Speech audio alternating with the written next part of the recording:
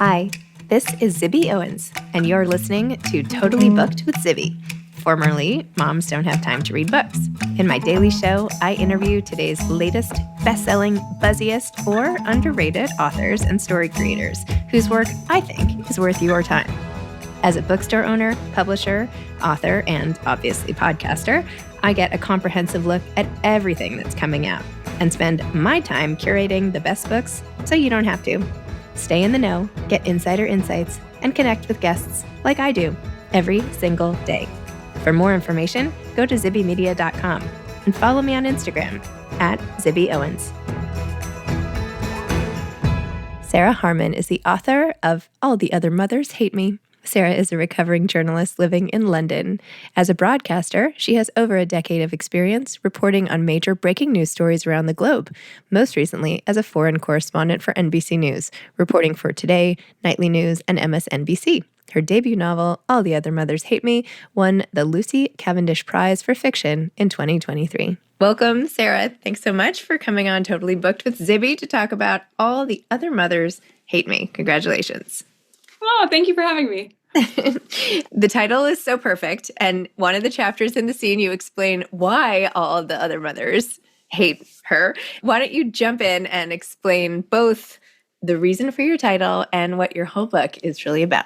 Okay, well, I want to start, Zibby, by clarifying that this is not a memoir, and the other mothers, as far as I'm aware, don't actually hate me, Sarah Harman. This is the story of a washed-up girl band singer in her early 30s who suddenly has to become a detective when her beloved 10-year-old son becomes a suspect in his classmate's mysterious disappearance. And I was really intrigued by the idea of an unlikable main character. And I think the heroine of this story, Florence Grimes, really fits the bill. You know, she's not your typical PTA mom.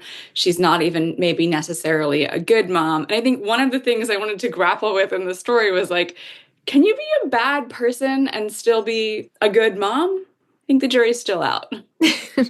I guess the big question is like, what does it even mean to be a good mom, right? Totally. Is it devotion, time spent, attentiveness? Like, what does that even mean? There's a lot of ways to measure it. Yeah. I was actually, when you said it wasn't a memoir, I was thinking, would I be more likely to buy a memoir or a novel with this title? And then I was thinking, no, I think a novel is better, because if all the other mothers really hated someone, maybe I shouldn't be like jumping on the bandwagon. Anyway, it doesn't matter. I'm now bracing for other mothers I know to be like, well, I hate you. So yeah, I mean, I'm putting myself out here and boldly claiming they don't actually hate me, but I don't know. Yeah, maybe. We'll see what happens. I'll be staying tuned. So this novel, first won the Lucy Cavendish Prize, right? When did you write this? Take me back through the timeline of everything. Okay. So, Zibby, basic. This is what happened. Thank you. Break it down, like baby steps here. I lost my job. I was in London on a tier 2 visa. And I had been an English major at school and I had worked as a journalist. And I always had this fantasy that like, I'd love to write a novel, but I had small kids and I had a job and I didn't have time. And when I left my job in journalism, I was like, oh my God, I have no excuse not to do this now. Like I have to just do this thing that I always told myself I would do if only I had enough time. And it was really scary because when you do the thing you've always dreamed of, there's like a chance you might fail. And then you've failed at your like plan B that you're holding on to as your like precious, well, I could always, And so I basically tried to do everything else before I wrote this novel. Like I was looking at going back to school to become a chartered surveyor, which is like a special kind of British building inspector. And finally I realized like, if I don't do this, I'm never going to be happy and nothing else is going to make me happy. And even if I fail, I want to try. So this is my try. Putting it out there in the world feels scary, but maybe not as bad as not doing it in the first place. Well, you didn't fail and you won the prize. You had bidding wars for the book. It's now being adapted by FX. I feel like this is pretty much a success. This is as successful pre-launch as you can pretty much get. I won't lie, like I had the full Cinderella experience that you dream about when you like write a debut novel, and I didn't even know that half of this stuff was possible, and it's been wonderful. Yeah, I just feel so lucky. Like if it doesn't go any further than this, I'm thrilled to death.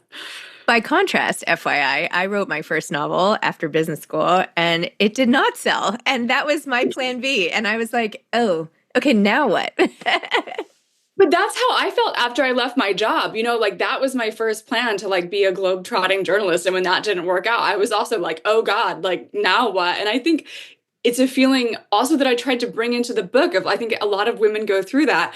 Like what happens when plan A doesn't work out and your life looks nothing like you dreamed it would, and you still have like 50 more years probably to be alive, and you have to think of something else to do with all of your time. So funny. So your character is a former pop star of Girls Night, and she's so funny because she's a mom who like doesn't want to get out of bed to take her kid to school, and she's doing up to all sorts of antics and bathrooms and parties and just not squeaky clean by any stretch. No.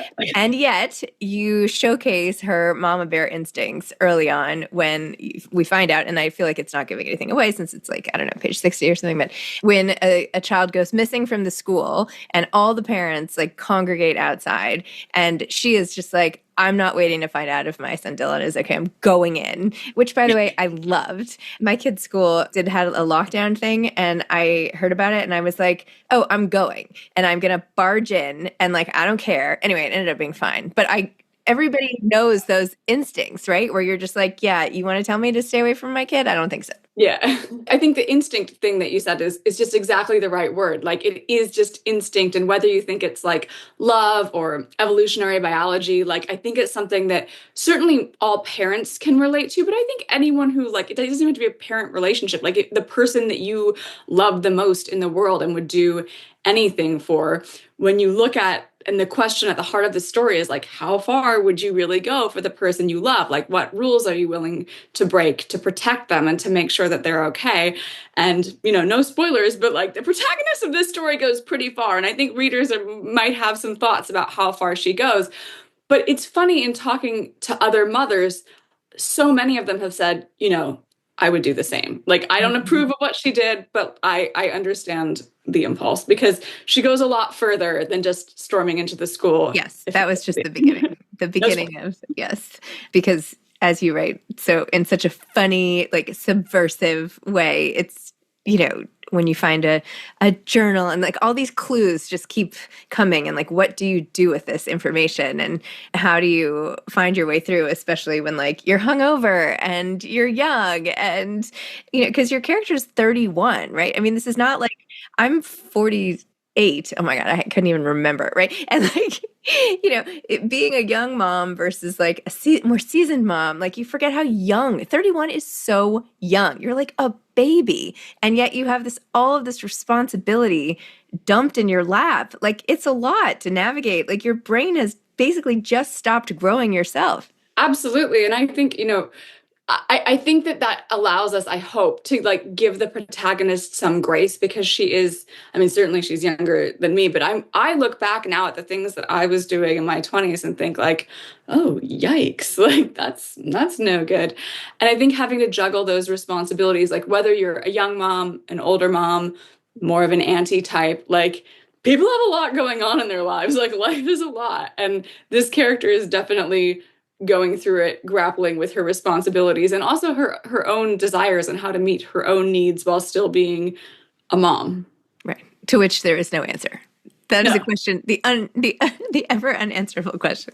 I don't think it's a spoiler to say this book does not solve that conundrum. Yeah, no returns, please. Thank you very much. In the book, there's a scene where her mom takes her and her sister to lunch and explains why she's picking them up and dropping them in the UK and into a whole new life. How did you end up in the UK? And was that any glimmer into your own life? No. So, okay. So I moved to the UK for a job. My employer sponsored my visa. I came here as an adult in 2018 and I love London. And even after I left the job, I was like, oh my God, I have to find a way to stay here because I just love this city. Like, take me out in a body bag. I want to be here forever. But I was on a tier 2 visa, which means like my employer had sponsored it. So it was difficult to find a way to stay in the country, but I think I've managed it now. And I actually just took my life in the UK test because I've been here long enough that I'm eligible for British citizenship. Wow. And it's really difficult. Like, you have to know so much about the Tudors, the War of the Roses, like things that certainly I did not learn in American history. But yeah, I'm in it to win it now. I really love London. Amazing. That's awesome. When you went to write the book, how did you go about it? You decided this is your plan B, you're going to just do it. But what happened then? Did you outline Okay. this book? Did you just start writing? Like, how did you get this done? Yeah, I love talking about this because I did it the complete wrong way, Zibby. Like, if I was doing a book now, I would like sit down with an idea and come up with an outline and like a writing schedule. And I did not. I like in a fit of desperation sat on my floor and wrote the first, I don't know, 5 or 6 thousand words, maybe 10,000 words, and then got to this point where I was like, wait, but how does this all come together? And it's a mystery. And like, so I had like characters and a setting. And then I had to sort of take a step back and be like, okay, I know the world, I know what's going to happen, bold strokes, and really plot it out. And I think it's important for readers with a mystery to have, or, a thriller, like there has to be a payoff. The end needs to feel satisfying, but also there has to be enough sort of clues that you feel like you've had the opportunity to potentially figure it out yourself as a reader. And so I wanted to be really intentional about that because I don't know about you, but like I hate an ambiguous ending. I feel like life is just full of ambiguity and I don't go to literature for ambiguity. Tell me who did it and why and how. Like, was it Colonel Mustard in the sitting room with the candlestick? I just want to know. So I did plot it very carefully once I had sort of created the world, and I wrote the beginning and then I wrote the end and then I kind of went back and wrote the middle. And Hmm. there's a reason that the books don't tell you, yeah, write the beginning and then the end and then the middle and like make your outline halfway through. But when you're writing your first novel, you are teaching yourself how to do it. And I had to give myself a lot of grace because the perfectionist in me wanted to sit down every day and write the 1,000 words that Stephen King told all aspiring writers that we should write per day. And it didn't work out like that for me. I had small kids. And so some days I wrote 50 words. Some days I deleted 200 words. And those were the bad days when you end up with less word count. But I just kept telling myself, like, God, if I can keep going and get to like 60,000 words, at some point I'll have enough that I can then go back and reshape it. And I spent a year writing, and I want to say close to a year editing before it was like in any shape to show anyone. And I think that editing phase is really, really crucial and maybe an area where some writers feel inclined to, like debut writers, you want to rush it and you're like, I've worked on this for so long and you want to share it. And everyone that I talked to really encouraged me, like, no, take that time to edit it. And I'm so glad that I got that advice because I think it's much better for having percolated for a little longer. That is good advice. Yes, there's this pressure like, oh my gosh, I better get it out there. What if somebody has the same idea? Like, what if the market shifts? What if people don't want to read thrillers anymore? What if da-da-da? I better just like, it doesn't matter that I haven't even like, spell checked. Let me just send it out, because sometimes we get submissions like that. Well, and also you're like, God, I haven't worked in 2 years. Like, I need to sell something. Like, Oh, I yeah, need, that too. or I have Yes. to like, there's, it's a job, right? Like, I Hmm. felt a lot of pressure to make it work. But yeah, you can't rush these things, and it needs as long as it needs, and that's very hard to accept if you're impatient like me. Me too. So when you were writing it or dreaming it up or even just like sitting on the floor typing it up and hoping it turned into a book, like are there books that you have loved or that you're like, I see this as fitting in with like this crowd of Hmm. books that are on my shelf that I'm like obsessed with, or I want to feel the way I felt when I finished XYZ book? Were there any books like that? Oh my God. Like, yes, absolutely. I love this question. Okay. So I love Gone Girl. And I realize that that's not like an original answer. And that's like the most Doesn't popular matter. book. It doesn't I matter. love that book. And I've probably read it 5 times. And I'm just, every time I'm like, it was the first book that made me realize that a thriller can also be like a scathing social commentary. And I Hmm. loved the reveals. And yeah, so that book was at the front of my mind. And I also just, I grew up, I'm a millennial, reading a lot of like first person women's confessional, like Exo Jane, Jezebel type media. And I loved that voice. And so I wanted to try and do like a mystery that was in that voice in the first person, very close, which is hard for a mystery because you're really limiting your perspective if you only have one person. And I put it in the present tense for some reason, which is just like I was trying to make it difficult for myself. But, so I wanted to combine sort of like a character-driven mystery with like a thriller pacing and reveals. And yeah, I mean, I also love sorrow and bliss like that. The Yes. way that book is so funny, but it's about such a serious topic. I really admire that. Oh, I'm gonna forget things, but yeah, those were two of my favorites that I was thinking of, like funny character, but also payoff and thriller in the end. I love that. And by the way, there is no judgment. Like, nobody ever has to qualify a book that they love or that inspires them or whatever. Like, we all love books. I mean, Gone Girl did well because it was so popular and Because it so was good. awesome. And yeah, Gillian Flynn is the master, and I just feel like Yeah. it's become cooler to like her other books more and be like, well, actually, Sharp Object. But I love Gone Girl. I love the popular one. Amazing. Now that you wrote this book in whatever style that you don't like that you wrote, not style, method, whatever, are you going to write another book? And then how are you going to approach it?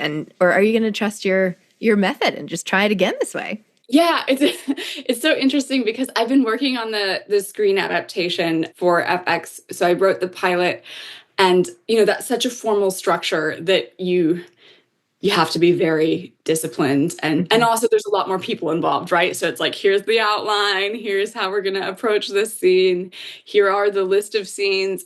And I can see the advantages of plotting a novel in that way and being very methodical. And when I sit down to write, I just can't do it. It's like, if I know what's going to happen at the end when I start, I'm not interested. I have to surprise myself along the way.